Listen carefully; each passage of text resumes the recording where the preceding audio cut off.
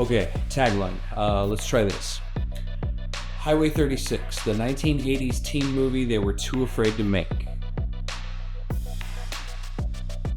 Highway 36, brown and black, 1980s Dazed and Confused, but with thrash metal. One more. Highway 36, if the Goonies weren't fucking lames and had good music taste. Listen, I'm honestly struggling with my tagline, not gonna lie. In the spring of 1989, a group of friends embark on a series of adventures on their way to the Suicidal Tendencies concert. Once they get their wheels taken away, a group of friends embark on an adventure in order to get to the concert on the other side of the highway, Highway 36. Some friends lose their wheels just before the big concert, and they'll have to embark on an adventure to get there. Yes, I kinda like that. At home we had cable, so I watched a lot of Cinemax. I was obsessed with edgy teen films like River's Edge, Say Anything, Over the Edge, Lost Angels, Pump Up the Volume, 3 O'Clock High, and my overwhelming favorite film of that era is a littler known British film called Absolute Beginners. You should watch it. In retrospect, it really feels like it was the era of the high school drama. This is the vehicle of Highway 36. It is a teen movie with cultural significance.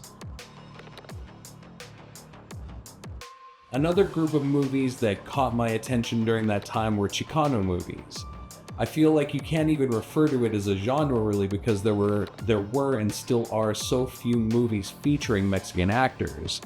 In the 80s, it was a variety of categories. You had a drama in Stand and Deliver, a biopic in La Bamba, a comedy in Born in East LA, and a crime drama in American Me.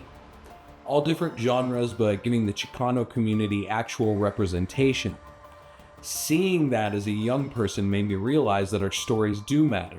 Better yet, it made me realize that we have some of the best stories in the world and we need to do all we can to get them out to the world. And as I became a teenager in the 1990s, we got some of the all-time Mexican-American films, but honestly, it never feels like enough, and I really feel like without that representation, we lose out on the story of this land, and that is also where Highway 36 comes into play.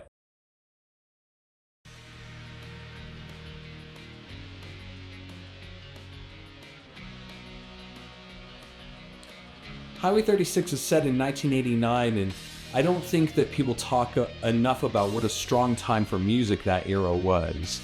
In writing this movie, I have basically a wish list of a soundtrack for this film, link in the description. By the way, it ranges from punk rock to thrash and hair metal, goth, alternative, hip-hop, mariachi, even a tiny bit of country, all era specific and a really damn good time. But it remains to be seen what kind of a copyright bill this would rack up, but the bottom basic line is that everyone is written with a backstory of the music that they enjoy in the year 1989, and I suppose that is just my perception of the decade, or perhaps my romanticization of it. But before social media, or the internet for that matter, a person's music taste was how you learned about them. It was like their profile page. The adventure of Highway 36 is centered around music, and the gang is trying to figure out how to get to a Suicidal Tendencies concert. That is at the crux of what is the story. So it's Boulder, Colorado, 1989. It's springtime. We got high school friends starting to enjoy the warm weather, staying out a little later than they're supposed to, and getting in a little bit of trouble along the way. 3 friends have big weekend plans that are ruined by one of them getting his car taken away, so the gang has to improvise. So now we embark on a journey through the Front Range of Colorado in search of supplies, spiritual identity, and a ride to the Suicidal Tendencies concert in Denver on Saturday night. And if you tune in, you get to meet a demigod and the band itself. Okay, that's all you get.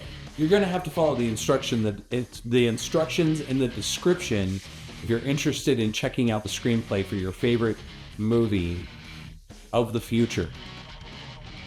If you are in the industry, have an uncle or a cousin in the industry, if you have some money you're willing to front me, homies that work at a major movie studio, access to some recording equipment, an El Camino I can use for the movie, a good catering recommendation, Chipotle gift cards, any pointers on how to train Rottweilers as guard dogs while keeping a baby-friendly demeanor, or a reliable Salsa that you're willing to part with for a Saturday or Sunday, hit me up by phone, email, social media, or even the U.S. Postal Service. Hey, thank you for checking out my pitch for your favorite film of the future, Highway 36. You'll see me soon. You'll catch this movie soon. Mark my words. Orale.